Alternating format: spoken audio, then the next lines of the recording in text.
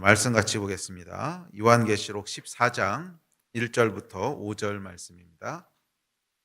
요한계시록 14장 1절로 5절 말씀 같이 봅시다. 자, 우리 한 목소리 읽을까요? 시작.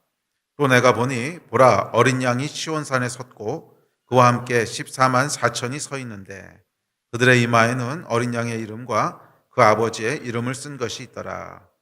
내가 하늘에서 나는 소리를 들으니 많은 물소리와도 같고 큰 우레소리와도 같은데 내가 들은 소리는 검은 고 타는 자들이 그 검은 고를 타는 것 같더라.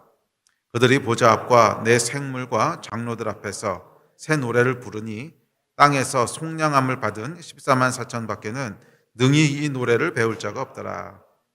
이 사람들은 여자와 더불어 더럽히지 아니하고 순결한 자라.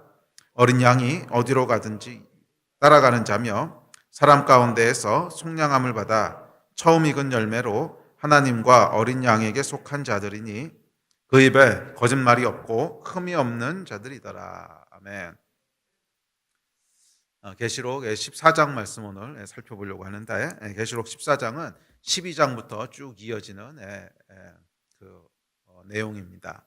그래서 이 계시록에 보면 이제 일곱 심판 시리즈가 세 개가 등장하는데 중간중간 삽입구들이 들어갔다고 했죠. 삽입구들은 시간의 흐름과는 관계없이 어떤 한 장면을 설명하거나 아니면 어떤 한 장면을 클로즈업하거나 그래서 이제 보여주고 있는 장면들입니다. 그래서 12장부터 14장까지는 이제 세 개의 그 삽입 장면 중에 마지막 삽입 장면인데 그 삽입 장면의 주제는 뭐냐면 교회예요. 교회가 이 마지막 때 큰 환난과 큰 핍박 가운데 어떻게 승리하고 어떻게 보호받고 어떻게 영광 가운데 들어가게 되는가 하는 내용이 세 번째 삽입구의 주제였습니다. 세 번째 삽입구의 내용들은 아마 여러분 기억하실지 모르겠지만 12장, 13장에서 12장에는 용이 등장해서 여자를 이제 핍박하지요. 그리고 이제 13장에 오면 용의 하수인인 두 짐승이 등장합니다. 그래서 용은 12장에서 명확하게 설명을 해놨습니다. 마귀 사탄이라고 설명을 해놨고 그 다음에 등장하는 두 짐승은 영적인 존재가 아니라 이 세상에 실제하는 존재지요. 실제하는 어떤 힘이거나 권력이거나 세력이거나 종교거나 그런 것들인데 하여간 용의 용을 쫓고 용을 숭배하면서 하나님의 백성들을 핍박하고 또 하나님의 백성들을 환난 가운데 처하게 하는 그런 존재들이었습니다. 그래서 이 마지막 때 교회는 용과 또 두 짐승과 치열한 전쟁을 치르면서 그 가운데 빚어지는 많은 환난과 많은 고난을 통과하게 된다고 하는 것이 이제 12장, 13장 내용이었습니다. 자, 그리고 이제 13장 마지막에서 그 계시록 하면은 가장 많은 사람들이 떠올리는 이제 666이라고 하는 숫자도 등장하고 하여간 그것들을 통해서 계속 환난과 핍박을 준다는 내용이었죠. 자, 오늘 이제 14장은 마지막 부분인데 이 14장은 결국 이 모든 환난과 핍박을 교회가 통과하고 영광 가운데 어린 양과 함께 시온산에 서게 되는, 그래서 마지막 영광과 승리의 모습. 그래서 이 환난받고 핍박당하고 순교하고 하는 것이 끝이 아니라 그 다음에 결론이 있다는 거예요. 그 결론은 결국은 하나님의 백성들이 이긴다고 하는 것입니다. 결국은 하나님의 백성들이 거룩한 시온산에 어린 양과 함께 서게 된다 하는 것이 이제 14장의 마지막 결론이 되겠습니다. 이 계시록은 환난과 핍박에 대한 이야기입니다. 자, 그런데 이 환난과 핍박이라고 하는 것은 먼 미래에 어떤 특정한 시점에 일어날 하나의 이벤트가 아니라 예수님의 초림부터 재림까지, 그것이 넓은 의미의 마지막 때라고 했죠. 이 넓은 의미의 마지막 때에 항상 일어나는 우리가 살아가는 세상의 특징을 이야기하고 있는 것입니다. 물론 마지막에 오면 그런 것들이 더 치열해지고 더 클라이막스에 이룰 수는 있겠지만 이것이 그전에는 전혀 없던 것들이 마지막 때가 된다고 해서 갑자기 툭 튀어나오는 게 아니라는 거예요. 그런 게 아니라 이 계시록에 나오는 마지막 때에 대한 이야기는 물론 마지막 때 일어날 사건들을 포함하고 있긴 하지만 초림부터 재림까지 넓은 의미의 마지막 때, 그래서 이 하나님의 백성들이 마귀 사탄과 대적하여 영적인 전쟁을 싸워가는 이 전체에 대한 이야기라고 하는 것을 꼭 기억해야 됩니다. 그렇게 하지 않으면 계시록이 우리의 삶과 관계가 없는 책이 되어버리고 말아요. 먼 미래에 일어날 이야기, 그럼 내 삶과는 관계가 없죠. 근데 이것을 억지로 내 삶에다가 아니야. 그래도 말씀은 뭔가 은혜를 받아야 되고 적용을 해야 되는데 그러다 보니까 먼 미래에 일어날 일을 자꾸 오늘 일어날 일이라고 이렇게 조금 억지스러운 해석을 하게 되는 그런 위험성이 있죠. 물론 뭐 지금이 마지막 때가 아니라는 얘기는 아니지만 너무 그것을 좀 무리해서 억지스럽게 우리는 지금 예수님 재림 직전을 살아가는 것이고 아니면 시한부 종말론처럼 언제 예수님이 오실 것이고 하는 이런 잘못된 적용들을 하게 되지요. 이것들은 다 이 계시록에 나오는 환난과 핍박이라고 하는 것을 어떤 먼 미래에 일어날 특정한 사건이라고 지칭하는 데서부터 시작됩니다. 그런 내용이 아닙니다. 계시록에 일어나는 모든 일들은 모든 사건들은 물론 특정한 사건을 지칭하는 걸 수도 있지만 동시에 초림부터 재림까지 우리가 살아가는 예수 그리스도를 믿고 따라가는 사람들이 살아가는 모든 시대에서 일어나는 얘기예요. 모든 시대에서 일어나는 속성들입니다. 그렇죠, 여러분. 마귀 사탄이라고 하는 것은 초림부터 재림까지 항상 하나님의 백성들을 핍박하고 항상 하나님을 대적해 왔었고, 그리고 이 마귀 사탄에 의해서 움직이고 있는 두 짐승으로 대표되는 그런 힘과 유혹이라고 하는 이 두 가지 세력은 초대교회부터 지금까지 항상 있어 오는 거예요. 앞으로도 있을 거예요. 그래서 하나님의 백성들은 이런 환경을 호흡하면서 살아가는 거예요. 우리가 호흡하면서 살아가는 세상은 완전한 하나님이 창조하신 세상이 아니라 죄로 말미암아 타락하고 뒤틀려진 세상을 살아가고 있는 거죠. 그래서 그곳에선 불의함이 일어나고 그곳에서는 이 하나님을 대적하는 일들이 일어나고 그곳에서는 하나님의 백성들이 오히려 핍박을 받게 되고 그곳에서는 거짓을 정의라고 얘기하고 정의를 거짓이라고 얘기하는 이런 뒤틀리고 아주 타락하고 이상해진 세상 속에 우리가 살아가는 거죠. 그 환경을 호흡하면서 살아가고 있기 때문에 이 계시록에 나오는 모든 이야기들은 오늘 우리에게 주시는 권면의 말씀입니다. 오늘 우리에게 주시는 권면의 말씀이에요. 먼 미래에만 일어날 일이 아니라 특정한 이벤트만을 확정하는 것이 아니라 오늘 누구에게나 예수 그리스도를 믿고 따라가는 모든 사람들에게 일어날 수 있고 일어나고 있고 또 앞으로 일어날 수 있는 모든 일들을 기록해 놓고 있는 거예요. 그래서 우리가 이 어둡고 힘든 세상을 살아갈 때 이 관점을 가지고 계시록을 대하게 되면 그것이 우리에게 큰 권면의 말씀이 되고 어떻게 이 타락한 세상 가운데 하나님의 백성으로 순전하게 살아갈 수 있는지에 대한 교훈의 말씀이 되고 생명의 말씀이 될 수 있어요. 저는 말씀의 가장 중요한 특징과 말씀을 해석하는 가장 중요한 그 요인 중에 하나는 오늘 나에게 적용되는 말씀이라고 믿습니다. 오늘 나에게 적용되는 말씀이에요. 왜냐하면 말씀은 살아있고 운동력이 있기 때문에 그래요. 말씀은 단순히 기록되어 있는 글이 아니라 살아있고 운동력이 있고 이 안에 영이 역사하는 말씀이기 때문에 이 영이 역사하는 살아있는 말씀은 오늘 나에게 적용이 된다라고 하는 중요한 속성을 가지고 있어요. 그래서 오늘 나에게 적용되지 않는 말씀은 지식에 그치는 말씀일 뿐이고 오늘 나에게 찔림이 되지 않은 말씀은 영에게 들어오는 말씀이 아니라 혼으로 이해하는 말씀일 뿐이라는 거예요. 이 말씀이 영으로 이해된다고 하는 건 무슨 뜻이냐면 그래서 이 말씀이 지금 나에게 하는 말씀으로 들려지고 지금 나에게 주시는 권면의 말씀으로 이해되어지고 도전되어지고 그렇게 받아들여진다는 거예요. 그게 영으로 역사하는 말씀의 중요한 특징이에요. 그래서 어떤 말씀이든지 그 말씀을 읽고 묵상할 때 지금 나에게 주시는 말씀으로 적용되지 않는다면 말씀의 아주 중요한 파트를 우리가 놓치고 있는 거예요. 저는 계시록도 예외가 아니라고 믿습니다. 이 계시록 말씀이 지금 나에게 주시는 말씀으로 적용되어지지 않는다면 우리는 이 말씀을 혼으로 이해하고 있는 거예요. 그냥 이론으로 이해하고 있는 것이고 먼 미래에 일어날 어떤 일들에 대한 정보를 받는 것이지 영으로 우리에게 역사하는 말씀은 아니죠. 그러므로 여러분 이 말씀을 오늘 나에게 주는 권면의 말씀으로 취하시기를 주의 이름으로 축복합니다. 그래서 사실 계시록뿐만이 아니라 성경을 보면 성경 전체는 복음과 함께 고난을 받으라고 가르칩니다. 환난과 고난이라고 하는 것은 복음과 뗄 수 없는 것이라고 가르칩니다. 성경 좀 여러 구절 찾아봅시다. 우리 말씀 같이 읽어볼까요? 시작. 자녀이면 또한 상속자 곧 하나님의 상속자여 그리스도와 함께한 상속자니 우리가 그와 함께 영광을 받기 위하여 고난도 함께 받아야 할 것이니라. 그리스도를 위하여 너희에게 은혜를 주신 것은 다만 그를 믿을 뿐 아니라 또한 그를 위하여 고난도 받게 하려 하심이라. 이는 하나님의 공의로운 심판의 표요 너희로 하여금 하나님의 나라에 합당한 자로 여김을 받게 하려 함이니 그 나라를 위하여 너희가 또한 고난을 받느니라.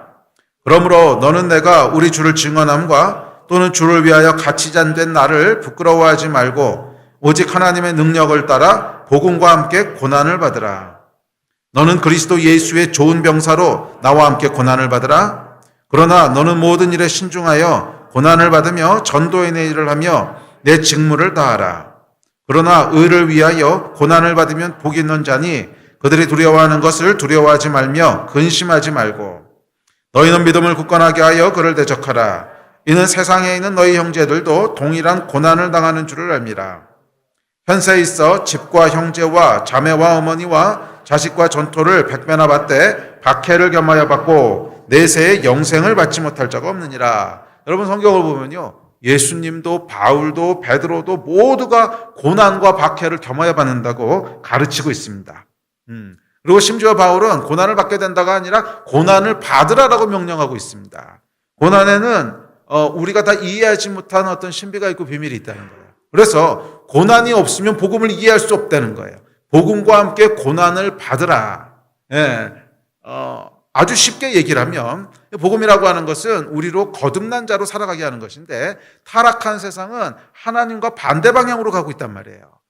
예, 그리고 우리도 그 물살 속에서 하나님과 정반대되는 방향으로 가고 있다가 거듭나면서 방향이 바뀐 거예요. 아, 이렇게 살아가면 안 되는구나. 세상 사람들이 다 이렇게 산다고 해서 나도 이렇게 살면 안 되는 거구나. 거룩하고 흠없는 자로 살아야 되고 하나님의 말씀대로 살아야 되는구나. 그렇게 살아가기 시작하면 뭐가 일어나는 거예요? 물살을 거스르기 시작하는 거예요. 그러니까 복음이라고 하는 것은 반드시 뭐를 동반하게 돼요? 고난이라고 하는 것을 동반하게 된다는 거예요. 고난과 역경과 환난과 고통과 하여간 이런 것들, 이런 것들을 반드시 동반하게 되지 고난이 없는 복음이라고 하는 건 없다는 거예요. 복음과 함께 고난을 받으라 또는 복음과 함께 고난을 받게 된다 이런 뜻입니다.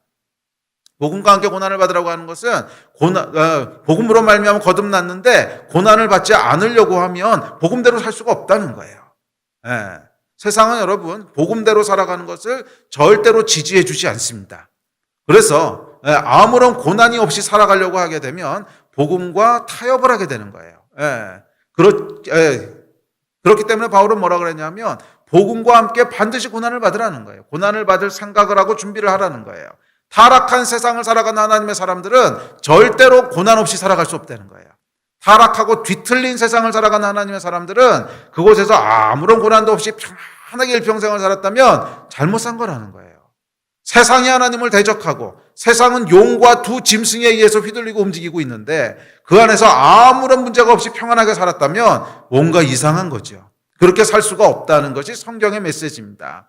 계시록은 이것을 종말론적인 또는 묵시문학적인 표현을 빌려서 드라마틱하게 표현한 것이지만 성경 다른 데서도 동일한 메시지를 반복적으로 하고 있어요. 요한뿐만이 아니라 바울도 베드로도 예수님도 다 똑같은 얘기를 하는 거예요. 복음과 함께 고난을 받으라. 박해를 겸하여 받는다. 고난을 받게 하려 하심이라. 고난도 함께 받아야 할 것이라. 결국 계시록의 메시지는 고난을 통과하여서 우리가 마지막 영광에 이른다고 하는 메시지인데 분명히 예수님께서 우리에게 승리를 주시지만 그 승리까지 가기 위해서는 고난을 통과해야 된다고 하는 것이 계시록의 메시지인데 이것은 먼 미래의 어떤 특정한 시간에 일어날 이벤트가 아니라 그리스도인의 삶의 본질적인 속성이라는 거예요. 저와 여러분은 타락하고 하나님을 대적하는 세상 속을 살아가고 있기 때문에 그냥 복음에 걸맞는 삶을 살기만 하면 그것은 고난과 환난을 동반하게 되어 있습니다. 피할 수가 없어요.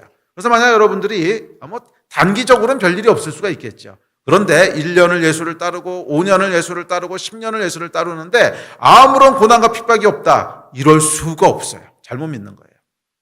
그거는 잘못 믿는 거예요. 내가 정말 복음을 붙잡고 정말 복음에 붙잡힌 자로 살아간다고 하면 크고 작은 고난과 환난들은 따라올 수밖에 없어요. 따라올 수밖에 없어요. 그러면 여러분 바울의 명령대로 고난을 받으시는 복음과 함께 고난을 받으신 여러분 되시기를 주의 이름으로 축복합니다. 타락한 세상을 살고 있는 우리에게 고난과 핍박은 먼 미래의 이야기가 아니라 오늘 매일매일을 살아가는 현실이며 일상입니다. 억울한 일을 당하기도 하고 괜히 안 먹어도 될 욕을 먹기도 하고 질병에 걸리기도 하고 이 질병도 사실 여러분 타락한 세상을 살아가는 간접적인 결과죠. 내가 직접 죄를 진 건 아니지만 인간의 타락으로 말미암아 질병이라고 하는 잘못된 질서가 들어온 거잖아요. 그러니까 이런 질병에 걸리기도 하고 위협을 받기도 하고 뭐 유혹이나 미혹을 받기도 하고 하여간 이 일들을 계속 겪게 됩니다. 계시록은 이에 대한 권면의 말씀인 줄 믿습니다. 자, 그런 면에서 계시록은 오늘 환난과 핍박 가운데 살아가는 우리에게 나에게 주시는 말씀이지 먼 미래를 상정한 말씀만은 아니라고 하는 것을 꼭 기억하십시오. 그래야 계시록이 우리의 나의 말씀이 돼요. 그렇지 않으면 그냥 지식에만 머물러요. 자, 이 말씀에 의지해서 하루하루를 승리하신 여러분 되시기를 바라고, 이 말씀에 의지해서 환난과 핍박을 정말 하나님의 목적대로 영광으로 바꾸시는 여러분 되시기를 주의 이름으로 축복합니다. 자, 오늘은 그래서 이 고난이라고 하는 것이 도대체 환난과 핍박, 고난, 하여간 이런 것들이 복음과 무슨 상관이 있는가? 그것이 우리에게 어떤 유익이 있길래 하나님께서 이것을 허락하시는가 하는 말씀을, 내용을 14장 말씀을 통해서 쭉 살펴보려고 합니다. 오늘 이곳에 교회에 이렇게 제가 기도사역 갔다 오랜만에 와봤더니 크리스마스 장식을 정말 예쁘게 했네요. 우리 지난주에 이정민 사모님이 너무 예쁘게 했다고 주중에라도 한번 와서 보시라고 해서 저는 그냥 뭐 작년이랑 비슷하게 했는데 오랜만에 와보셔가지고서 감동하셨나 보다 이랬는데 아니더라고. 와보니까 작년하고는 완전히 다르게 했네요. 저도 한 번도 본 적이 없는 이런 아주 예쁘게 간 센스 있게 잘했어요. 이거 누가 했어요? 아주 센스가 있었어요. 좋았습니다. 네. 근데 제가 오늘 그 교회를 이렇게 보면서 구석구석에다가 하여간 크리스마스 장식을 아주 예쁘게 아주 감동적으로 잘 해놨는데 이 예배를 같이 드릴 수 없다고 하는 게 너무 좀 아쉽더라고요. 와, 이거를 같이 봤으면 성도님들이 참 좋았을 텐데 성도님들 보라고 막 이렇게 교회 안과 밖에다가 화려하게 장식을 했는데 이걸 못 보는 것이 너무 아쉽고 이렇게 장식을 했는데 못 보면 헛일했나 막 이런 생각도 잠깐 들다가 제 안에 아니잖아. 이 크리스마스는 사람들을 즐겁게 하려고 있는 게 아니잖아요. 그렇죠. 이 모든 장식을 아무도 못 보면 어때요? 이건 예수 그리스도를 위한 건데. 그렇지 않습니까? 그 생각을 하는데 제 안에 아주 깊게 이렇게 감동이 있더라고요. 그렇지. 비록 우리 코로나로 말미암아 안타깝게도 성도님들이 이것을 아무도 보실 수 없다고 할지라도 여전히 의미가 있구나. 우리는 예수 그리스도를 예배하는 것이고 예수 그리스도를 기쁘게 하는 것이고 예수 그리스도의 탄생을 축하하는 거죠. 아무도 안 보면 어때? 예수님 보시는데. 그리고 이 모든 일들의 궁극적인 목적은 그거 아니에요. 물론 그 일을 통해서 부수적으로 사람들이 보고 함께 기뻐하고 함께 축복하는 것도 좋은 일이지만 본질은 뭐예요? 본질은 사람들에게 보여주고 와 멋있다가 나오게 하는 게 아니지요. 본질은 예수 그리스도를 향한 헌신이지요. 예수 그리스도를 향한 우리의 마음이지요. 예수님이 보셨으면 좋겠고 예수님이 이 땅에 오신 것을 우리가 이만큼 기뻐하고 축하하고 감사합니다 하는 것들에 대한 표현이잖아요. 예수님만 보시면 되는 거죠. 자, 이 일 속에 여러분 우리가 생각해 봐야 될 중요한 인사이트가 담겨 있습니다. 무슨 얘기냐면 고난이라고 하는 것은 본질을 드러낸다는 거예요. 항상 고난이라고 하는 것은 본질을 드러나게 한다는 거예요. 그렇죠. 이게 고난이랄 그럴 것까지는 없죠. 그냥 좀 어려움이죠. 코로나 때문에 못 나오는 좀 어려움이지만 큰 의미에서 고난이죠. 환난과 고난인데 이런 일들이 닥치니까 이게 없을 때는 잘 생각 못하던 일들이 생각나게 돼요. 그렇지. 이것은 사람을 위한 게 아니고 하나님을 위한 거지. 사실 여러분 이 장식을 이렇게 다 해놓고요. 오늘 성도님들이 다 같이 오셔서 와 너무 멋있네. 와 어떻게 이렇게 장식했지. 와 크리스마스다 하고 기뻐했으면 다 같이 기쁘긴 했었을 거예요. 또 장식을 하셨던 분들도 뿌듯했을 거예요. 그러나 본질이 뭔지는 아마 그냥 이렇게 휩싸여 흘려가지 않았겠어요? 그냥 와 사람들이 칭찬해 주니까 감사하다 기쁘다 거기까지지. 그렇지. 이게 예수님이 보시는 거지. 우리가 이것을 한 것은 예수님을 위한 것이지 하는 것에까지 이르기는 참 어려웠다는 거예요. 어려웠을 거예요. 그런데 고난이라고 하는 것은 큰 고난도 아니지만 우리가 생각한 대로 되지 않는 일들이 딱 벌어지고 나니까 이 일의 본질이 뭔가 하는 것을 우리가 보게 되고 우리 안에 있던 많은 거품들을 싹 이렇게 걷어내게 되죠. 많은 불순물들이 싹 빠져나가게 되고 순전한 것들만 딱 드러나게 돼요. 그래서 이것이 하나님이 고난을 허락하시는 역할이라고 믿습니다. 고난을 통과하면서 우리 안에 이렇게 덕지덕지 붙어있던 거품들이 싹 이렇게 쓸려 나가고 본질을 가리우고 있던 불순물들이 싹 빠지면서 본질이 뭔가가 드러나기 시작해요. 순전하고 흠없는 예수를 믿고 따른다고 하는 우리 신앙의 본질이 무엇인가 하는 것이 환난과 고난과 역경과 고통이라고 하는 이런 일들을 통해서 그것이 표면으로 드러나게 됩니다. 이것이 하나님이 고난을 허락하는 이유라고 믿습니다. 14장 말씀도 결국 이 이야기를 하고 있습니다. 이 이야기를 살펴보면서 고난을 통하여 우리가 축복을 누리게 되고 고난을 통하여 우리 안에 본질이 드러나게 되는 그 은혜가 있게 되기를 주의 이름으로 축원합니다. 자, 1절부터 살펴보겠습니다. 자, 1절 같이 읽읍시다. 시작. 또 내가 보니 보라 어린 양이 시온산에 섰고 그와 함께 14만 4천이 서 있는데 그들의 이마에는 어린 양의 이름과 그 아버지의 이름을 쓴 것이 있더라. 예. 어린 양이 시온산에 섰고 그와 함께 14만 4천이 서 있습니다. 자, 14만 4천에 대해서는 7장에서 우리가 이미 이야기를 했죠. 14만 4천에 대해서는 여러 가지 학자들의 생각이 있지만 저는 그 중에서 가장 그럴 것이라고 믿는, 제가 지지하는 것은 그냥 구약과 신약에 구원받은 모든 하나님의 백성을 상징하는 숫자라는 것입니다. 14만 4천은 12 곱하기 12 곱하기 1000이죠. 근데 이 1000이라고 하는 것은 많다라고 하는 많다라고 하는 상징이고 12는 하나님의 백성의 숫자죠. 12지파 12사도. 그래서 10이라는 숫자는 묵시문학에서는 항상 하나님의 백성을 상징하는 숫자입니다. 그래서 12 곱하기 12 곱하기 1000이라고 하는 것은 구약과 신약의 많은 하나님의 백성들이라는 의미를 상징적으로 쓴 거죠. 자, 그래서 이 숫자는 구원받은 모든 하나님의 백성들을 지칭하고 있는 숫자입니다.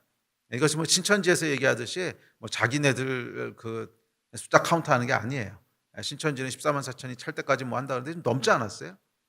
넘으면 또 뭐라고 해석하나 모르겠는데. 하여간 이것은 상징적인 숫자입니다. 자, 그런데 이 14장 1절에 보면 이 구원받은 하나님의 백성들이 어린 양과 함께 시온산에 서게 된다는 거예요. 12장과 13장에 등장하는 용과 두 짐승과의 치열한 전쟁을 다 통과하고 용과 짐승으로 말미암아 많은 사람들이 순교하고 그 가운데 매매를 하지 못하게 되고 많은 어려움과 환난을 겪고 오해를 받고 고통을 통과하고 나서 그게 끝이 아니라 어린 양과 함께 시온산에 서게 된다는 거예요. 그래서 14장이 우리에게 주고 있는 첫 번째 메시지는 언젠가는 이 순간이 온다는 것입니다. 12장과 13장이 고난과 환난에 포커스하고 있다면 14장은 그것이 다 끝나고 나면 영광의 순간이 온다는 거예요.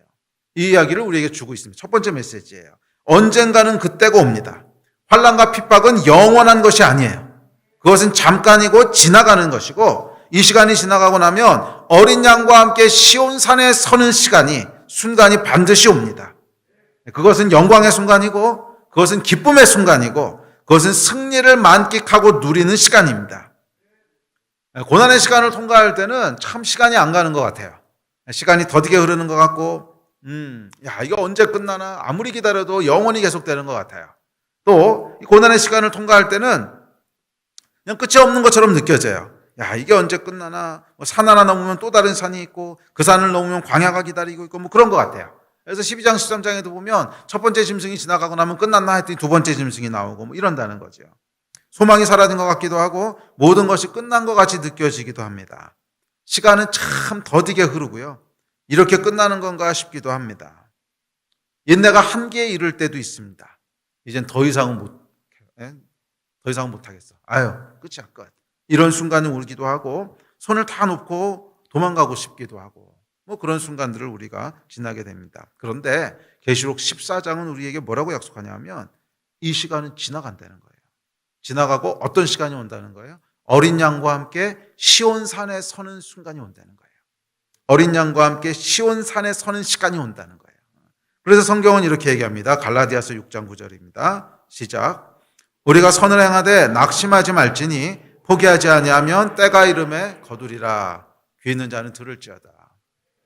오늘 혹시 여러분들이 끝나지 않을 것 같은 고난 가운데 있거나 환난 가운데 있거나 고통 가운데 있거나 질병 가운데 있다면 오늘 이 약속의 말씀을 받으십시오.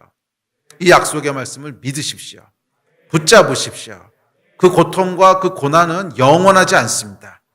결코 영원하지 않습니다. 14장 1절이 우리에게 주고 있는 하나님의 위로와 권면의 약속은 뭐냐면 그 시간은 지나간다는 거예요. 그리고 반드시 한 시간이 오게 되는데 그 순간은 어린 양과 함께 시온산에 서는 순간이에요. 어린 양과 함께 시온산에 서는 때가 반드시 온다는 거예요. 그래서 낙심하지 말고 포기하지 말라고 성경은 얘기합니다. Never give up. 포기하지 마. 낙심하지 마. 이 시간은 지나갈 거야. 그리고 약속의 시간이 반드시 올 거야. 그 시간에는 우리가 영광 가운데 어린 양과 함께 시온에 서게 될 거야. 이것이 성경의 약속입니다. 낙심하지 말고 포기하지 말라는 거예요. 아무리 깊은 어둠 가운데 있고 아무리 큰 환난 가운데 있고 아무리 끝날 것 같지 않은 시간을 지나고 있을지라도 사망의 음침한 골짜기를 지날지라도 낙심하지 말고 포기하지 마십시오. 반드시 어린 양과 함께 시온에 서는 날이 옵니다. 어린 양과 함께 시온에 서는 시간이 옵니다. 이것이 14장이 우리에게 주고 있는 첫 번째 약속인 줄 믿습니다. 두 번째 약속이 있는데 두 번째 약속은 뭐라 그러냐면 또한 그들의 이마에 이름이 새겨져 있다는 거예요. 이름. 어린 양의 이름과 그 아버지의 이름이 이마에 써 있다고 얘기합니다. 자, 이것은 우리가 어디에 속한 존재인가 소속을 나타냅니다. 그래서 나중에 그 뒤에 4절에 보면 하나님과 어린 양에게 속한 자들이니 이렇게 얘기하죠. 그러니까 14만 4천 명의 그 이마에 어린 양과 하나님 아버지의 이름이 써 있다고 하는 것은 내가 어디 속한 존재야 라고 하는 것을 얘기해 주는 것이라는 뜻입니다. 자, 12장의 용과 13장의 두 짐승으로 대표되는 환난과 고난의 시간이 있죠. 그러나 우리는 이 환난과 고난의 시간을 통해서 영광스러운 이름을 얻게 됩니다. 참 고통스럽고 이해하기도 힘들고 왜 이런 시간을 지나게 하시는지 원망이 나오는 시간이지만 사실은 이 시간을 통과하면서 뭘 얻게 된다는 거예요? 이름을 얻게 된다는 거예요. 영광스러운 이름을 얻게 된다는 거예요. 그 이름은 뭐예요? 아, 저 사람은 예수의 사람이야. 아, 저 사람은 하나님의 사람이야. 무슨 뜻이에요? 예수께 속한 사람이야. 하나님께 속한 사람이야. 이 영광스러운 이름을 얻게 되고 이름을 소유하게 된다는 거예요. 그리고 저는 개인적으로 이 이름이 제가 세상에서 가장 가지고 싶은 이름입니다. 여러분은 어떠세요? 가장 가지고 싶은 이름이 뭐예요? 저는 개인적으로 다른 이름들도 격려가 되고 다 좋지만 제가 가장 가지고 싶은 이름은 이거예요. 예수의 사람. 저 사람은 정말 하나님의 사람이야.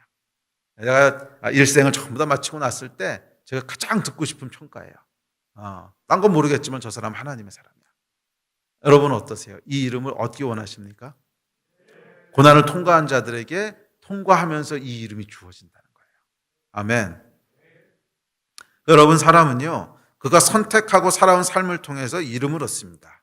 그가 선택하고 살아오고 그에겐 뭐냐면 어딘가 내 시간을 투자하고 어딘가 내 열정과 에너지를 투자하고 내가 관심을 가지고 내가 열정을 가지고 했던 어떤 일들, 선택들, 그 시간들을 통해서 쭉 시간이 지나가고 나면 이름을 얻게 된다는 거예요. 그래서 어떤 사람은 사회에서 CEO라고 하는 이름을 얻기도 하고 또 어떤 사람은 노벨상 수상자라고 하는 큰 이름을 얻기도 하고 그렇게 큰 건 아니더라도 누구의 아내, 누구의 아빠 이런 이름도 다 뭔가 투자해서 얻은 거잖아요. 그 사람과 결혼하기 위해서 얼마나 많은 열정과 시간과 에너지와 선택을 투자하셨어요. 그래서 그 이름을 얻게 되는 거죠. 이게 아무것도 투자하지 않고 아무것도 선택하지 않고 아무 시간도 내가 쏟아붓지 않았는데 이름이 주어지진 않아요. 내가 어떤 이름을 얻었다고 하는 것은 거기에 내가 큰 열정을 가지고 뭔가 쏟아부었다는 뜻이에요. 그래서 누구의 아내라고 하는 이름을 얻게 되는 거죠. 그래서 누구의 남편이라고 하는 이름을 얻게 되는 것입니다. 또는 엄마라는 이름도 없고 아빠라는 이름도 없고 또 아까 얘기했듯이 CEO라는 이름도 없고 노벨상 수상자라는 영광스러운 이름도 없고 또 성공한 사람은 자신의 이름이 박힌 건물이나 동상이 세워지기도 하고 또 어떤 사람은 거리에 그 사람 이름이 붙기도 합니다. 박지성로 이런 식으로. 근데 꼭 좋은 이름만 있는 것은 아닙니다. 어떤 사람은 나쁜 이름이 붙어지기도 해요. 잘못된 선택을 하고 잘못된 인생을 살게 되면 거기에 따른 또 주홍 글씨 같은 게 붙지요. 저 사람은 어떤 사람이야 사기꾼이야 살인자야 이런 게 붙게 됩니다. 자, 어쨌든지 간에 우리는 우리가 선택하고 우리가 살아가고 우리가 열정을 가지고 쏟아부었던 시간들을 통해서 이름을 얻게 됩니다. 우리가 살아온 시간은 우리에게 이름을 붙여줍니다. 그 이름은 그가 살아온 삶에 대한 평가고 결과지요. 예. 그래서 어떤 이름은 영광스러운 상급이기도 하고 또 어떤 이름은 수치스러운 형벌이기도 한데 하여간 모두 내가 선택하고 살아온 시간들에 대한 평가고 결과입니다. 자, 그래서 뭐 좋은 의미의 그런 이름에는 감격이 있고 영광이 있습니다. 그 이름을 내가 얻게 되고 그 이름을 이렇게 소유하게 됐을 때는 감격이 있고 거기에 대한 그 영광이 있어요. 왜냐하면 내가 살아온 삶의 열매이기 때문에 그렇습니다. 아마 이 부모님들은 대부분 공감하실 텐데 엄마, 아빠라는 이름을 얻으셨을 때 어떠셨어요? 굉장히 감격스럽지 않으셨어요? 엄마, 아빠라는 이름을 얻었을 때. 굉장히 감격스러워요. 굉장히 감격스럽고 너무 놀랍고 신기해요. 특별히 아빠라는 이름보다 엄마라는 이름이 더 그래요. 이 엄마는 아이를 낳고 나면 막 이 아이를 보면서 그동안의 모든 고통들이 다 언제 그러냐는 듯이 잊어버리고 이 아이의 엄마가 됐다는 감격 하나 때문에 막 어쩔 줄을 모르죠. 어쩔 줄을 모르고 많은 경우에 이렇게 인생이 지나고 난 다음에 인터뷰를 해보면 첫 아이 낳았을 때가 가장 기뻤다는 말들을 많이들 하세요. 그때는 어떻게 표현할 수 없을 정도로 감격스러웠다고 이 얘기들을 많이 하십니다. 자, 왜 그런 줄 아세요? 그 많은 대가를 치르고 얻은 이름이기 때문에 그런 거예요. 네? 그 많은 대가를 치르고 얻은 이름이기 때문에 그런 거예요. 아, 내가 치른 대가가 이거구나. 그래서 그 치른 대가로 말미암아 나에게 주어지는 값진 결과와 열매들을 보니까 감격이 오는데 그 감격의 본질은 뭐냐면 내가 살아왔던 삶이 이런 거였구나 하는 것에 대한 감격이에요. 네? 아이를 봤을 때 감격은 뭐예요? 내가 10달 동안이나 이 아이를 베고 다니면서 불편하게 살고 못 무겁게 살고 먹고 싶은 것도 잘 못 먹고 또 이 아이를 막상 낳을 때는 어마어마한 산고의 고통을 겪으면서 어떤 사람은 막 10시간씩 12시간씩 중내산에 막 이러면서 아이를 낳았던 이 치렀던 대가들 있잖아요. 내가 치렀던 환난과 핍박. 핍박은 없나? 이건 환난과 고통이 있잖아요. 이 환난과 고난을 통해 얻은 이름이 엄마인 거예요. 그래서 아빠들과는 또 다른 감격이 있습니다. 뭐 아빠들도 굉장한 감격이 있긴 하지만 아빠는 거기에 투자한 게 상대적으로 적어요. 그러다 보니까 감격의 강도도 좀 다른데 하여간 이름이 영광스럽고 감격스러운 이유는 그것이 내가 치른 대가를 나타내기 때문에 그렇습니다. 내가 그 고난을 치른 이유는 바로 이 이름을 얻기 위해서라는 거예요.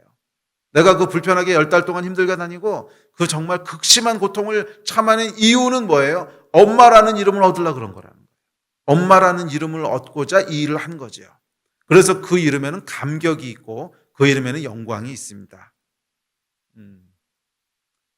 또 다른 예를 들어보면 그 어저께 안철수 씨가 오르비라는 데다 글을 올려서 신문에 다 났어요. 혹시 보셨어요? 오르비라고 하는 사이트가 이제 그러면서 쫙 알려지게 됐는데 이게 수험생들 들어가는 사이트예요. 수험생들이 들어가서 뭐 수험의 정보 나누고 막 이런 사이트인데 이 아주 유명한 사이트가 됐습니다. 그래서 이제 여론을 막 이렇게 움직일 정도로 힘 있는 사이트가 됐는데 하여간 그래서 안철수 씨가 거기다가 글을 올리면서 막 신문에 대서특필이 됐습니다. 무슨 글을 올렸냐면 생명과학 그 2에서 이번에 문제가 됐던 오류가 됐던 문제를 자기가 직접 풀어봤죠. 직접 풀어본 이건 말도 안 된다. 그러고 오르비에다 올리면서 이게 막 뉴스가 돼서 났습니다. 근데 오르비라고 하는 사이트가 재밌는 사이트인데 저도 이제 수험생이 있었으니까 그 사이트는 알고 있었는데 이 오르비라는 사이트가요 대학에 합격하잖아요. 그러면은 대학 배지를 줘요. 그 배지라고 하는 게 별게 아니에요. 그냥 자기 아이디 옆에 뭐 경희대를 합격했다. 그러면 합격 증서를 거기다 올리잖아요. 그러면 그 사이트 관리하는 사람이 뭐 경희라고 써 있나 K라고 써 있는 조그만 아이콘 같은 거를 그 이름 옆에다 이렇게 붙여줘요. 자기 아이디 옆에다 이렇게 붙여주는 거예요. 근데요, 이 오르비에 있는 아이들이 이 배지에 환장을 하더라고. 이 배지에 환장을 해요. 그리고 또 의대를 합격하잖아요. 그러면 의대 합격했다고 하는 배지를 붙여줘요. 치대를 합격하면 치대 합격했다고 하는 배지를. 이게 막 아이들이 여기에요. 그냥 막 하여간 열광을 해요. 너무 그것을 뿌듯해하고 뭐 그래요. 근데 사실 그까지 배지가 뭐라고? 뭐 실제로 배지 주는 것도 아니고 자기 이름에다가 의대 뭐 이렇게 해서 의사 요거 하나 이렇게 붙여주는 거예요. 이렇게 조그만 무슨 조그만 글자 하나를 약간 그 옆에다 박아주는 거예요. 자기 아이디 옆에다가. 그게 뭐, 그게 뭐예요? 아무것도 아니잖아. 무슨 실제 이게 다는 배지도 아니고. 그런데 그거에 막 그렇게 열광을 하고 감격스러워 합니다. 왜 그럴까요? 그렇죠. 수험생활 내내, 수험생활 내내 고생한 시간, 그 환란과 핍박이 있잖아요. 여기에 대한 대가라는 거죠. 그래서 거기에서 이렇게 기쁨을 누리는 거죠. 자, 이게 여러분 이름의 의미라는 거예요. 이름의 의미. 오늘 본문은 우리가 마지막에 얻게 될 이름에 대해서 얘기하는데 이 이름이 바로 이런 의미라는 거예요. 우리가 이 세상을 살아가면서 환난과 핍박과 고난과 내가 먹을 것도 잘 못 먹고 누릴 수 있는 권리도 잘 못 누리고 희생하고 하면서 살아왔던 많은 시간들이 있는데 이 시간들의 이유가 바로 이름이라는 거예요. 이 결과 내가 이 이름을 얻게 됐다는 거예요. 그래서 이 이름은 우리를 미치게 하는 이름이에요. 우리를 열광케 하는 이름이고 우리를 감격하게 하는 이름이고 그게 마지막에 주어지는 이름이라는 거예요. 자, 그런데 우리가 마지막에 얻을 이름이 있다는 거예요. 배지가 있다는 거예요. 그 배지의 이름이 뭐라는 거예요? 어린 양의 이름과 아버지의 이름이라는 거예요. 우리에게 주어지는 배지가 나중에 주어지는데 그 배지에 뭐라고 붙어 있다는 거예요? 어린 양의 예수 그리스도, 어린 양의 이름 예수 그리스도, 아버지 우리 창조주 하나님 그분의 이름이 우리에게 주어진다는 거예요. 할렐루야. 환난과 고난의 시간을 통과해야 되는 이유고 내가 환난과 고난과 이 타락한 세상을 믿음으로 살아갈 그 결과고 내가 선택하고 희생하고 살아왔던 모든 시간들에 대한 열매고 그게 우리에게 주어지는 이름인 줄 믿습니다. 그리고 마지막에 그 영광의 이름이 주어질 것인데 그 이름이 뭐라는 거예요? 예수의 사람, 하나님의 사람, 이 이름이 주어질 거라는 거예요. 그리고 그 이름이 딱 주어지는 순간 우리에게는 우리가 치른 대가만큼의 감동이 있을 거예요. 우리가 치른 대가만큼의 감격과 기쁨이 있을 거예요. 아무런 희생과 아무런 대가를 치르지 않은 사람은 그 이름을 얻었을 때 별다른 감동이 없을 거예요. 왜? 자기가 그렇게 원했던 것이 아니거든. 내가 정말 원했다면 거기에 쏟아 부었겠죠. 쏟아 부었으면 그만큼 희생했을 거고 그만큼 다른 것을 못 누렸을 것이고 다른 것을 포기했을 것이고 그래서 얻게 된 거에 대한 큰 기쁨과 감격이 있을 것인데 아무런 기쁨과 감격이 없다는 건 뭐예요? 치른 게 아무것도 없다는 거예요. 치른 게 없다고 하는 것은 내가 갈망하던 것이 아니라는 거예요. 내가 그만큼 투자하지 않았다는 거예요. 왜? 갈망하지 않으니까. 내가 원하지 않으니까. 그래서 그런 사람들은 마지막에 이름이 주어져도 별 감동이 없을 거예요. 그러나 예수가 내 인생의 전부였던 사람, 오직 예수, 내 인생에서 내가 붙잡고 싶은 것은 오직 예수 그리스도 한 분이십니다. 이 세상에서 내가 유일하게 갈망하는 것은 예수 그리스도 한 분이십니다.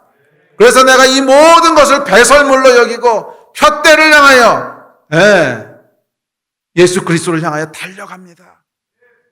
이렇게 살아왔던 사람들에게는 그 예수의 이름이라고 하는 것이 무엇과도 바꿀 수 없는 설명할 수 없는 기쁨과 감격이 될 거예요. 이것이 우리에게 주어지는 약속인 줄 믿습니다. 환난과 고난의 시간을 통과하는 이유고 환난과 고난 가운데서도 낙심하지 않고 포기하지 않아야 되는 이유인 줄 믿습니다. 우리에게는 마지막에 주어질 이름이 있기 때문에 그렇습니다.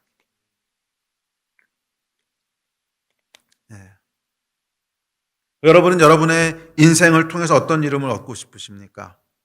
살아서뿐만이 아니라 이 땅의 모든 여정을 다 마쳤을 때 어떤 이름으로 불리기를 원하십니까? 묘비명에 뭐라고 쓰였으면 좋겠습니까? 내가 이 세상의 삶을 다 마치고 떠났을 때 다른 사람들에게 뭐라고 기억되고 싶으십니까? 그것은 오늘 여러분이 무엇을 선택하고 어떻게 시간을 살고 있고 어떤 가치를 갈망하고 무엇에 여러분의 인생을 쏟아붓고 있는가에 의해서 결정됩니다. 속일 수 없어요. 아무리 여러분이 아니야 난 이렇게 불리고 싶어 아무리 난 저렇게 불리고 싶어 이렇게 얘기해도 결국 사람들은 여러분을 무엇이라고 불러요? 사람들뿐만 아니라 하나님은 결국 여러분을 무엇이라고 부르실 것 같아요? 여러분이 인생을 쏟아부었던 것 그것으로 불리는 거예요. 그것으로 불리는 거예요. 결국 여러분 내가 선택하고 내 인생을 쏟아부은 것이 나의 이름이 될 것입니다. 그 얘기는 바꿔 말하면 내가 무엇을 갈망하느냐 하는 것이 결국 내 이름이 될 거예요. 마지막에 여러분을 기억하는 이름이 될 거예요. 내가 정말로 갈망했던 게 뭔가. 정말로 갈망했던 게 뭔가. 속일 수 없어요. 아주 옛날에 있었던 만화 중에 광주생각이라고 하는 만화가 있었는데 제가 아직도 잃어버리지 않는 그 컷이 하나가 있어요. 어떤 그 회사의 과장이 심장마비로 갑자기 죽었어요. 젊은 나이에 죽었는데 그러니까 이제 사원들이 그 동료들이 다 이제 그 조문으로 왔습니다. 장례식당에 와서 이제 그 아내를 이렇게 위로를 하는데 첫 번째 사람이 와서 이래요. 아이고 우리 김 과장님은 바나나 우유를 너무 좋아하셨는데 흑흑흑 그러고 갔어요. 두 번째 사람이 와서 아이고 우리 김 과장님은 바나나 우유를 너무 좋아하셨는데 흑흑흑.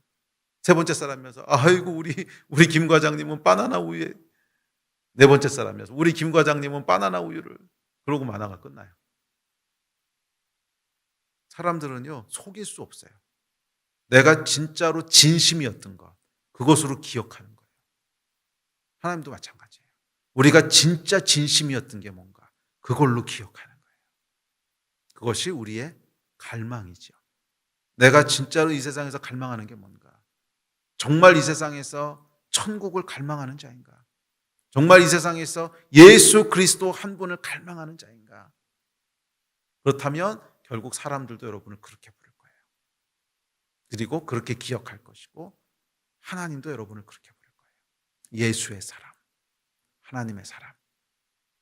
이 영광된 이름을 받으신 여러분 되셨으면 좋겠어요. 그러므로 나의 이름은 내가 어떤 것에 나의 열정을 쏟아붓는가에서 결정되고 그 쏟아붓는 것은 나의 갈망에 의해서 결정되고 이 갈망이 바로 예배입니다. 결국 내가 무엇을 예배하느냐. 이 예배라고 하는 것은 단순히 종교적인 얘기가 아닙니다. 내가 내 인생에서 진심으로 진짜로 생각하는 게 뭔가 그게 여러분이 예배하는 거예요. 그게 여러분이 예배하는 거예요. 그래서 여러분 돈을 진심으로 예배했던 사람은요 그 사람이 인생을 다 살고 나면 갑부, 대부, 아니 뭐 부자 그렇게 불리는 거예요.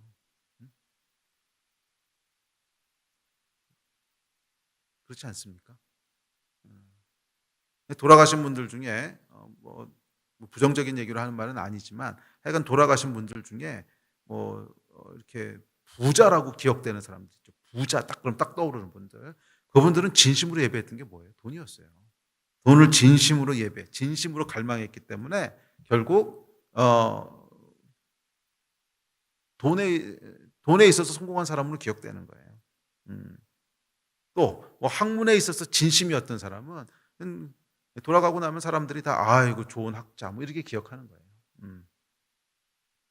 그렇죠. 여러분은 무엇으로 기억되고 싶으십니까? 어떤 이름으로 불리고 싶으십니까? 저는 정말 하나예요. 예수의 사람. 정말 제가 얻고 싶은 이름은 예수의 사람. 하나님의 사람. 이거 하나예요. 여러분이 얻고 싶은 이름도 이 이름이었으면 좋겠습니다. 그리고 그것은 내가 예배하는 것에 의해서 결정됩니다. 자, 이어지는 2절입니다. 우리 2절 말씀 같이 읽을까요? 시작. 내가 하늘에서 나는 소리를 들으니 많은 물소리와도 같고 큰 우레소리와도 같은데 내가 들은 소리는 검은 고 타는 자들이 그 검은 고를 타는 것 같더라. 그래서 이 마지막에 이제 시온산에 승리하고 서게 되는데 거기서 예배가 드려진다는 거예요. 이 예배는 여러분 단순한 종교 의식이 아닙니다. 이 예배는 뭐냐면 내가 평생 예배하고 싶었던 그 예배가 거기서 드려지는 거예요. 내가 이 땅을 걸어가면서 평생 예배하고 싶었던 그 예배. 내가 평생 추구하고 갈망하고 그래서 핍박과 눈물에도 낙심하지 않고 환난과 고난 가운데도 포기할 수 없었던 바로 그 예배. 그게 시온산의 어린 양과 함께 섰을 때 드려지기 시작합니다. 그래서 이 예배는 여러분 이 승리한 인생, 헛되지 않은 인생에 대한 축복의 예배고 모든 고난과 환난을 믿음 가운데 통과했다고 하는 승리의 예배고 우리 하나님께서 우리를 위로하시는 예배예요. 그래 네 인생 실패한 게 아니었어. 네가 평생 추구해왔던 그 예배 이제 여기서 그 예배가 드려질 거야. 네가 평생 그렇게 갈망했던 그 예배 이제 이곳에서 영원히 그 예배가 올려질 거야. 이 축복의 말씀을 선포하고 있는 거예요. 네가 평생 갈망하고 예배했던 것, 그게 바로 이 예배지. 예수 예배하기를 포기할 수 없고 하나님 갈망하는 것을 멈출 수 없었어. 그래서 환난 가운데도 멈추지 않았고 고난에도 포기하지 않았던. 자, 이제 실컷 누려. 내가 평생 갈망하고 소원했던 예배, 이제 마음껏 누려. 이 하나님의 산 시온에서. 이게 2절의 말씀입니다. 우리 왜 하나님께서 이 땅을 살아가면서 우리가 너무너무 갈망했던 예배, 그렇지만 타락한 세상으로 인하여 마음껏 드릴 수 없었고, 타락한 세상으로 인하여 고난과 핍박을 통과해야 됐고, 어떨 땐 숨어 지내야 됐고, 어떨 땐 눌려 지내야 됐고 했던 이 모든 고난과 모든 환난의 시간들을 하나님께서 보상하시는 거예요. 이제는 다 끝났어. 이제는 다 끝나고 그 시간은 지나갔고 네가 그토록 갈망했던 예배 이곳에서 영원히 마음껏 드리게 될 거야. 이 약속이 2절의 말씀입니다. 저 여러분 하나님의 산에 이르는 날, 우리의 모든 여정을 마치고 하나님 앞에 서는 날, 우리가 그토록 갈망했던 예배를 영원히 드리게 될 거예요. 우리가 그토록 갈망했던 예배 소리가 울려 퍼지기 시작할 거예요. 할렐루야. 어떤 분들은 이런 말씀하시는 분도 있어요. 야, 천국에서 영원히 예배만 하면 얼마나 지루할까? 천국에서 영원히 예배만 한다고 하는데 얼마나 지루할까? 그게 왜 지루한 줄 아세요? 여기서 드리는 예배가 지루하니까 그런 거죠. 그렇잖아요. 여기서 드리는 예배가 지루하니까 천국에서 영원히 예배된다면 얼마나 지루할까 이 생각이 드는 거예요. 여기서 드리는 예배를 진심으로 사모하는 사람은 천국에서 영원히 예배드린다 그러면 기뻐서 날뜁니다. 그렇지 않아요? 물론 이 예배는 꼭 음악이 흐르고 어떤 종교의식을 행한다는 그런 제한된 의미만의 예배는 아닙니다. 내가 진짜로 갈망하는 거, 내가 진심으로 원하는 거, 예수 그리스도. 그분 앞에 서 있으면 그게 예배인 거죠. 그래서 예수 그리스도 앞에 서 있는 것을 진심으로 갈망하고 진심으로 기뻐하고 즐거워했던 사람은 천국에서 영원히 예배드린다는 말에 기뻐하죠. 환장하죠. 천국에서 드리는 영원히 예배만 드린다면 얼마나 지루할까. 이건 여러분 예수를 예배하지 않기 때문에 나오는 반응입니다. 죄송하지만 예수를 예배하지 않기 때문에 나오는 반응이에요. 여기서 예배가 지루한 거예요. 아니 여러분, 저 여러분 가운데 예수 그리스도를 향한 갈망과 예배에 대한 갈망이 있다면 천국은 우리에게 놀라운 곳이 될 것입니다. 이것이 우리에게 주어지는 약속인 줄 믿습니다. 자, 그런데 3절에 보면 이제 이렇게 얘기합니다. 우리 3절 같이 봅시다. 시작. 그들이 보좌 앞과 내 생물과 장로들 앞에서 새 노래를 부르니 땅에서 속량함을 받은 14만 4천 밖에는 능히 이 노래를 배울 자가 없더라. 자, 이 하늘에서부터 이제 예배 소리가 울려오기 시작하는데 이 예배는 하나님의 축복이고 위로고 격려지요. 그런데 그 예배와 함께 이제 14만 4천이 예배하기 시작합니다. 보좌 앞에서 어린 양과 내 생물과 장로들 앞에서 노래를 부르기 시작하는데 새 노래를 부르는데 이 새 노래에 대해서 흥미롭게도 뭐라 그러냐면 땅에서 속량함을 받은 14만 4천 밖에는 능히 이 노래를 배울 자가 없대요. 여기서 여러분 제일 중요한 단어가 뭔지 아십니까? 땅이에요. 땅. 하늘에서 예배를 드리는데 땅에서 예배를 배웠던 24만 4천만 이 노래를 배운다는 거예요. 이게 무슨 얘기냐면 예배를 배우는 곳은 땅이라는 거예요. 천상이 아니에요. 천상에서 예배 배우는 것이 아니고 예배를 배우는 것은 땅이라는 거예요. 땅. 땅은 어떤 곳이에요? 타락한 세상을 통칭하는 말입니다. 자, 그 땅이라고 하는 건 뭐냐면 용과 두 짐승이 횡행하는 곳이고 거짓과 술수가 난무하는 곳이고 하나님을 대적하며 하나님의 사람을 핍박하는 곳이고 정의를 불의라고 하고 불의를 정의라고 하는 곳이고 하나님의 백성들이 눈물과 고통과 핍박을 견디는 곳이에요. 그런데 노래를 어디서 배운다는 거예요? 거기서 배운다는 거예요. 예배는 여러분 어디서 배우는지 아십니까? 예배는 예배 학교에서 배우는 게 아니에요. 예배는 은혜로운 집회를 가서 배우게 되는 게 아닙니다. 예배는 땅에서 배우는 거예요. 예배는 고난과 환난을 통해서 배우는 거예요. 처음에 제가 시작할 때 이 크리스마스 장식에 대한 이야기를 하면서 이 얘기했죠. 고난과 환난은 우리 안에 있는 본질을 드러나게 한다고. 이 고난과 환난을 통과하면서 우리 안에 있는 본질들이 드러나는 거예요. 아, 예수 그리스도가 이런 분이시구나. 아, 예수를 따른다고 하는 게 이런 거구나. 이게 정금처럼 드러나게 되는 거예요. 그곳에서 우리가 예배를 배우게 됩니다. 여러분, 다윗의 위대한 노래들이 어떻게 쓰여졌는지 한번 돌아보십시오. 내가 사망의 음침한 골짜기를 지날더라도 여호와여 나의 대적이 어찌 그리 많은지요. 천만인이 나를 에워싸 진칠지라도 나의 뼈가 떨리며 영혼이 떨리나이다. 여러분, 시편에 기록되어 있는 다윗의 시편들을 읽어보면 거의 예외 없이 이런 말들로 시작되는 거 아십니까? 사망의 음침한 골짜기 천만인이 나를 진칠지라도 내 영혼이 떨리나이다. 내 뼈가 떨리나이다. 원수가 내 생명을 찾나이다. 여호와여 나를 구원하소서. 여호와여 나를 구원하소서. 다윗의 노래는 어느 한편도 평범한 시간에 쓰여진 게 없어요. 평범한 시간에 쓰여진 게 없어요. 원수에게 쫓기고 삶과 죽음의 경계선을 넘나들고 원수들이 둘러싸 진친 위기 속에서 물도 없고 음식도 없는 광야에서 밤의 추위와 두려움 속에 밤을 지새면서 이해할 수 없는 고난과 환난 속에서 또 자기 가족들이 다 잡혀가고 전쟁에서 패해서 내 동료들도 나를 죽이려고 하는 이 참담한 상황 속에서 낙심하고 무너져서 더 이상 울 힘도 없는 이런 상황 속에서 모두 그 상황 속에서 고백했던 것들이 다윗의 노래예요. 다윗의 시편은요, 이 상황 속에서 고백했던 위대한 노래들이었지, 평화의 시대에 아무 어려움 없이 했던 것들은 정말 아주 소수예요. 없진 않아요. 정말 아주 소수인데 그 소수마저도 사실은 큰 환난을 통과하고 난 다음에 주어지는 평화였어요. 잠깐씩 누렸다. 다윗의 시편들은 여러분, 땅에서 속량함을 받은 자 외에는 노래를 배울 자가 없도다 하는 이 말씀을 그대로 우리에게 보여주고 있습니다. 우리의 예배가 언제 나오게 되는지, 우리가 언제 노래를 배우게 되는지. 우리는 천국에서 영원히 하나님을 예배할 것입니다. 그러나 이 예배는 천국에서 새롭게 드려지는 예배가 아니에요. 이 예배는 땅에서 배우는 예배입니다. 타락하고 어두운 세상, 하나님을 대적하고 또 하나님의 백성들을 대적하는 광야, 그곳에서 용에게 쫓기고 짐승에게 물리고 그러면서 배우는 거예요. 이 환난과 고통 속에서 우리 영혼이 끊임없이 스스로에게 묻게 됩니다. 너 그래도 하나님을 예배하냐? 이 환난과 고통과 끊이지 않을 것 같은 절망과 낙심 속에서 끊임없이 스스로에게 물어봅니다. 그래도 어린 양을 따라갈 거야? 그때마다 나의 영혼이 대답합니다. 예, 그래도 저는 하나님을 예배할 겁니다. 예, 그래도 나는 어린 양을 따르기를 멈추지 않을 것입니다. 예, 그래도 나에겐 예수뿐입니다.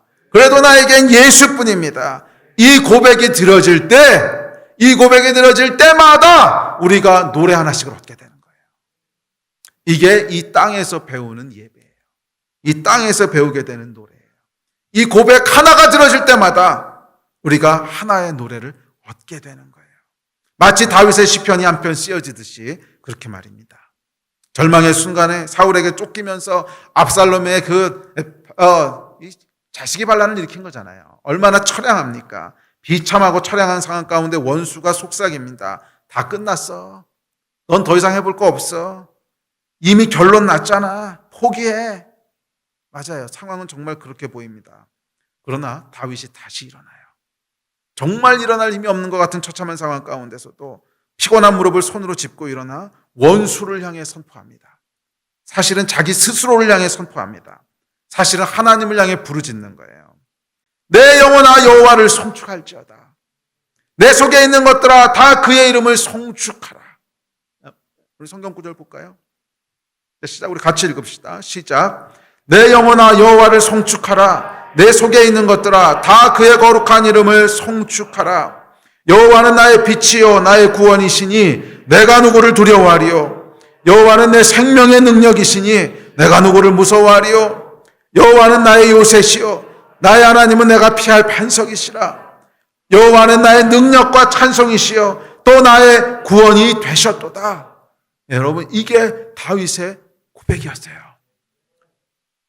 원수의 속삭임 앞에서, 절망적으로 보이는 상황 앞에서, 끝날 것 같지 않아 보이는 핍박과 환난 속에서 낙심하고 무너져가는 그의 영혼이 힘겹게 일어나서 스스로에게 외쳤던, 원수에게 선포했던, 아니 하나님을 향해 부르짖었던 다윗의 고백이에요.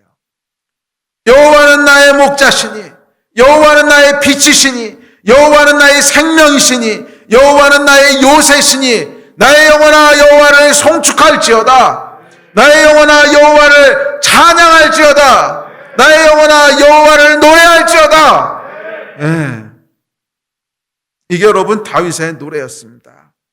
노래란 여러분 하나님이 어떤 분이신지에 대한 고백이에요. 예배, 노래란 하나님이 어떤 분이신지에 대한 고백이고, 새 노래를 배운다고 하는 것은 뭐냐 하면 하나님이 어떤 분이신지를 새롭게 알게 됐다는 거예요. 그 얘기는 하나님이 어떤 분이신지를 새롭게 경험하게 됐다는 거예요. 이 위기 가운데 나를 붙드시는 하나님, 이 위기 가운데 나를 놓지 않으시는 하나님, 모든 사람이 끝났다고 할 때도 끝나지 않았다고 나를 위로하신 하나님, 이 하나님을 경험할 때마다 새 노래를 배우는 것입니다. 천국에서? 아니요, 이 땅에서. 용과 짐승이 횡행하고 환난과 핍박의 파도가 몰아치는 이 땅, 어디 한 곳 마음 둘 곳도 없고 의가 불이라고 부리고 불의가 의가 되는 이 뒤틀린 이 땅, 이 땅에서 우리가 새로운 노래를 배우는 겁니다. 그리고 이 노래가 다윗이 하나님의 보좌 앞에서 영원히 부를 노래가 되었습니다. 여호와는 나의 능력의 찬송이시여 영원한 노래시라. 아멘. 여러분, 우리가 이 땅에서 부르는 노래, 용과 짐승이 난무하고 거짓과 진실이 뒤바뀌어 버린 것 같은 이 세상에서 우리가 배우는 노래가 이것입니다. 그래도 하나님은 나의 영광이십니다. 그래도 하나님은 나의 찬송이십니다. 나의 영혼아 여호와를 송축할지어다. 영원토록 여호와를 송축할지어다. 언제? 환난과 고통 가운데서, 이해할 수 없는 상황 가운데서. 이때가 여러분 새 노래를 배우는 때예요. 제 삶을 돌아봐도 예배를 배웠던 때는 항상 이런 때였어요. 모든 것이 다 풍족하고 모든 것이 다, 아니요, 그때는 여러분 예배가 잘 안 나와요. 정말이에요. 예배는 여러분 언제 터져 나오는 줄 아십니까? 광야에서 나오는 거예요. 소망이 없는 것 같고 다 끝난 것 같고 여기서 뭐가 더 나올 수 있을까 싶고, 이게 도대체 언제 끝나지 싶은 그때 여러분 우리 영 깊은 곳에는 새 노래가 울리기 시작해요. 그래도 하나님은 나의 예배를 받으실 분이시야. 그래도 하나님은 나의 하나님이시고, 그래도 하나님은 내가 예배할 분이시고, 그래도 하나님은 내가 딸을 나의 주인이시고, 그래도 하나님은 나의 아버지시고. 이 고백이 내 입술을, 내 영혼을 통해 울리기 시작할 때 우리에게 새 노래가 주어집니다. 다윗이 시편을 쓰듯이. 그 노래가 여러분 우리가 천국에서 영원히 부르게 되는 노래예요. 이 노래를 이 땅에서 하나도 배우지 못한 사람은 천국의 삶이 정말 지루할 수 있어요. 부를 노래가 없어. 아는 노래가 한 곡도 없어. 천국에서 예배 드리는데 아는 노래가 한 곡도 없어. 여러분 그런 경험 있으시죠? 어느 집회나 교회를 가는데 아는 노래가 한 곡도 안 나올 때. 이 땅에서 노래를 배우는 것입니다. 자, 이들에서 마지막 4절 5절은 이렇게 얘기합니다. 4절 5절 같이 읽읍시다. 시작. 이 사람들은 여자와 더불어 더럽히지 아니하고 순결한 자라. 어린 양이 어디로 인도하든지 따라가는 자며 사람 가운데에서 속량함을 받아 처음 익은 열매로 하나님과 어린 양에게 속한 자들이니 그 입에 거짓말이 없고 흠이 없는 자들이더라. 환난과 고난을 통하여 이런 자들로 우리가 변해간다는 거예요. 이렇게 연단되어 간다는 거예요. 로마서는 이렇게 얘기합니다. 시작. 다만 이뿐 아니라 우리가 환난 중에도 즐거워하나니 이는 환난은 인내를, 인내는 연단을, 연단은 소망을 이루는 줄 알미로다. 자, 여기서 연단이라고 하는 헬라어는 무슨 뜻이냐면 시련을 통하여 단련된 인격이라는 뜻입니다. 정확히 그런 의미예요, 헬라어로. 그래서 이 환난과 이 환난을 우리에게 허락하시는 이유가 있는데, 환난은 인내를 만들어내고 이 인내는 우리의 연단을 만들어낸다는 거예요. 우리가 어떤 사람이 될 것인지를 빚어간다는 거예요. 이게 하나님께서 환난을 허락하시는 이유라고 믿습니다. 환난을 하나님이 일부러 만들어내시진 않으세요. 아니요, 하나님 절대 환난을 만들어내진 않으세요. 그러나 허락하시는 이유예요. 이것이 우리의 소망이라는 거예요. 이렇게 그 안에 연단된 사람, 그래서 여자와 더불어 더럽히지 아니하고 순결한 어린 양이 어디로 인도하든지 따라가는, 타락한 이 세상 가운데서도 예수를 예배하고 따라가기를 멈추지 않는 이들에게는 소망의 약속이 주어지는 줄 믿습니다. 그것이 이름이에요. 예수의 사람, 하나님의 사람. 이 영광된 이름을 얻는 여러분들이 되시기를 주의 이름으로 축복합니다. 우리 말씀 마칩시다. 우리 예배팀 앞으로 나오십시오.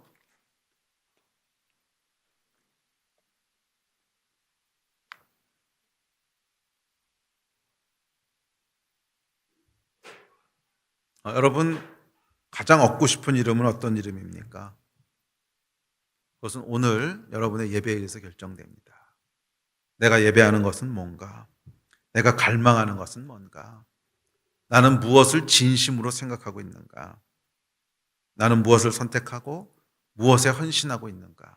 나의 시간은, 나의 자원들은 어디에 쓰여지고 있는가? 나의 마음은, 나의 열정은 어디에 쏟아부어지고 있는가? 그것이 내가 어떤 이름으로 불릴지를 결정할 것입니다. 또한 여러분, 용과 짐승이 난무하고 거짓과 진리가 뒤바뀐 이 세상 가운데서 어떤 노래를 배우고 계십니까? 이 노래가 여러분이 영원히 부르게 될 노래입니다. 하나님, 나는 어떤 경우에도 예배하기를 멈출 수 없습니다. 하나님, 그래서 나는 어떤 경우에도 어린 양 따라가는 것을 포기할 수 없습니다. 비록 힘들고 지쳐도, 낙심하고 넘어져도 오늘 또다시 일어나 주를 예배하며 또다시 일어나 주를 향해 나의 손을 높이 듭니다. 주만이 나의 찬송이시며 주만이 나의 소망이시며 주만이 나의 영원한 노래이십니다.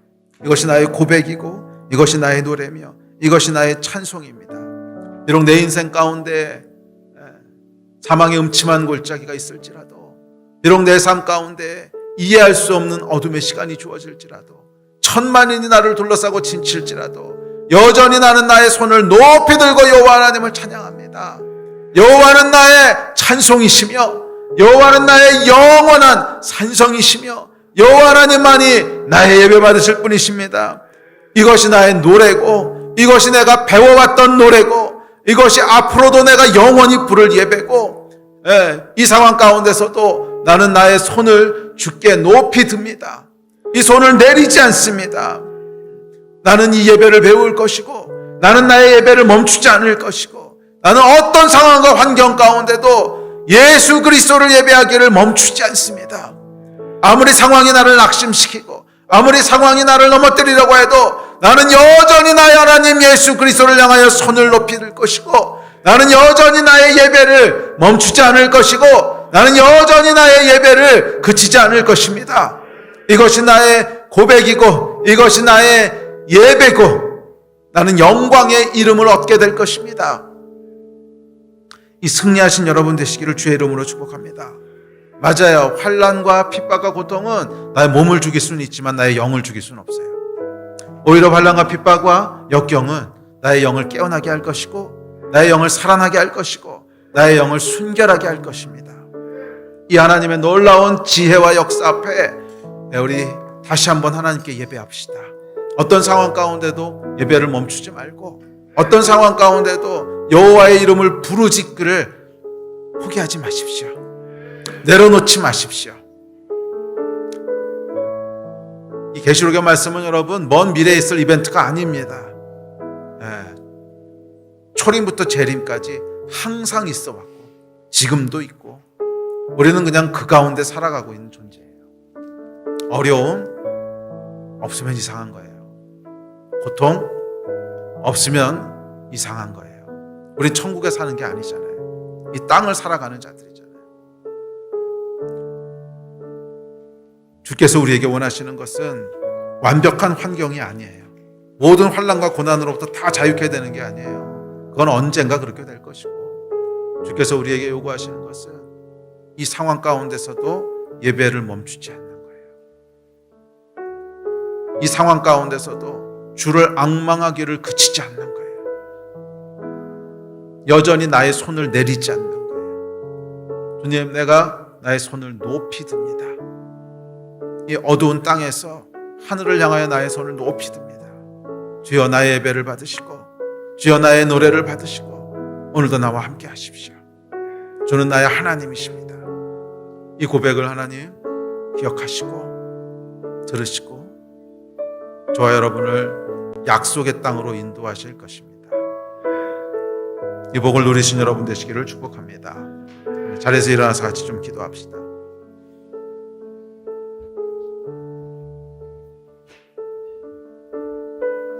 여러분 좀 예배하고 기도할 때 우리 입술로 좀 고백합시다. 주님, 내가 주를 예배합니다. 어떤 경우에도 포기하지 않습니다. 어떤 경우에도 낙심하지 않습니다. 주는 나의 산성이시며 주는 나의 영원한 찬송이시며 주는 나의 하나님이십니다. 우리 이 마음을 가지고 우리가 얻게 될 영원한 이름과 우리가 부르게 될 영원한 노래를 기억하시면서 우리 주님 앞에 나아가 좀 기도하고 예배하는 시간 가집시다. 한 2, 3분 정도 통성으로 기도하면서 주님 앞에 나갑시다. 기도하시겠습니다.